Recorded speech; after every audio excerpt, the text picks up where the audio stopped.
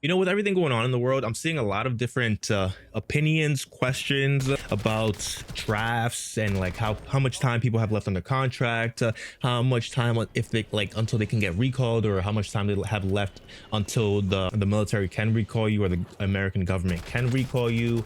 So with the war in the Middle East up and running again, I think it's a good time to talk about the delayed entry program, which is a program that you enter before joining the military. So this would be the time in between when you signed the contract telling your recruiter that you want to be in whatever branch you chose, and then your ship date, so the day that you leave to boot camp.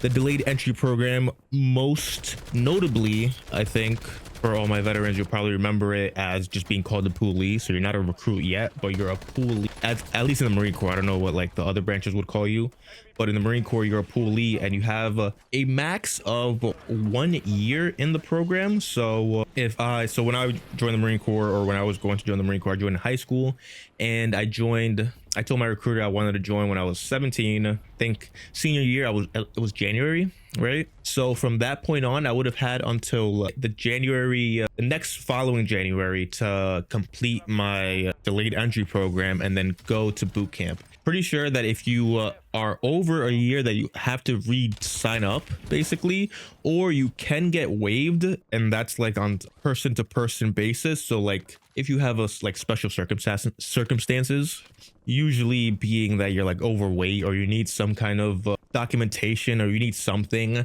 to get past the point where you're qualified to go to boot camp. But for the most part, it's usually just 1 year. You're a poolee, and then you usually are at the minimum going to PT with your recruiter and your recruiting office once a month, if I remember correctly. They can't really call. I don't think they can call you at all. I think they try to make you as happy as possible, but they really want you to be going to PT probably once a week. Because I think my recruiter used to show up to my house, knocking on my door, asking me to come to PT, and I would be like, it's always on Saturdays, so I'm like trying to sleep in. It's like I'm a high schooler, so I wasn't trying to do all that, but they definitely try to get you at least once a month. Preferably they want you once a week, every Saturday, and it's just really prepping you for boot camp.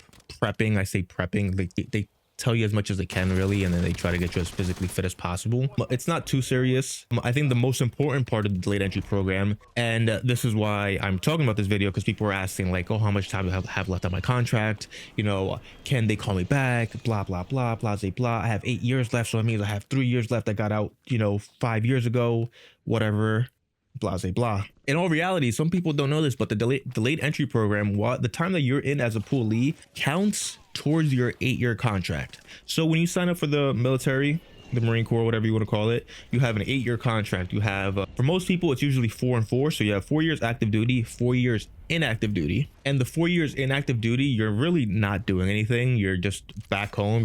You're basically a veteran already.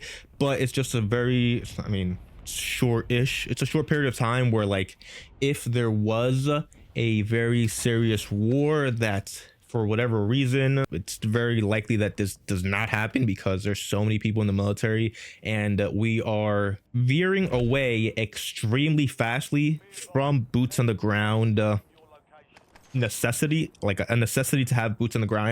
I know people are talking about boots on the ground going to Iran right now, but like with all the drones and all the technology, like it's not likely that there will ever be a draft again, or that even we will need to start recalling people that are on their inactive duty time back, right? So the inactive duty, the government is allowed and are more likely to call you back because you are more trained. You just got in the military, so you're likely to be better integrated back into the military in that time period. So before they draft anybody that hasn't ever been in the military, before they start looking for your girlfriend and your grandma to come hold an M16, they're going to call you because you just got out. So you have the training and you are best equipped to do your job again, right? The delayed entry program, like I said before, counts towards the inactive duty part at max of a year. I personally don't know if, like, let's say you were in the delayed entry program for more than a year because you were fat or something like that, so you did like a year and a half. I don't know if the 6 months would count, I'd imagine so, but they do have a tendency of like, you know, trying to get the most out of you. So it could be the case that that 6 months doesn't count and it's just like extra that you just had to be in the program for, right? But the delayed entry program, the poolee part of your before boot camp phase is actually really important. People don't actually take that seriously.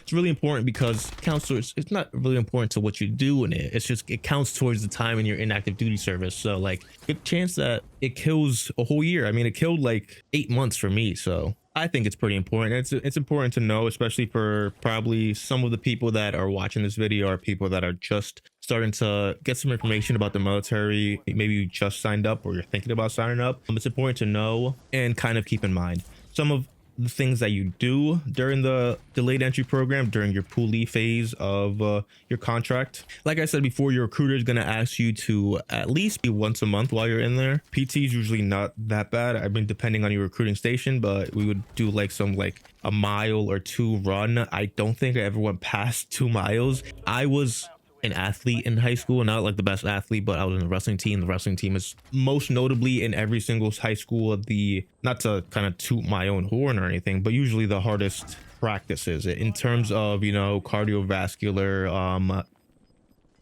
in terms of athleticism and stamina, right? So when we went on these 2 mile runs, even like 3, 4, 5, 6 months out of wrestling season, I was still able to keep up easily. Like I don't think the poolee tees were anything hard. That being said, there are people that weren't athletes and or never athletes that wanted to be Marines, so you kind of have to go at their pace. It's not like when you're in the Marine Corps and they just kind of yell at you. You can't really yell at poolies. You can for sure, like you do get yelled at. You'll actually meet drill instructors throughout this phase. They'll take you to different events where drill instructors will show up and kind of give you the feel of, you know, boot camp for like a couple hours. We sometimes went to some of the bases around here. So I'm in New York. There's a base up in Brooklyn, which is like MEPS. There's a base ish over like 45 minutes in another town from me that we used to go to, and we'd also find drill instructors there. They'd bring them down to kind of yell at us and PT us for a little bit. It's a little bit scary the first time that you see them. You're like, oh man, these drill instructors, blah blah, but it's not too bad. They can't really touch you or anything, so it's fine. And just like I said, you also go to MEPS. MEPS is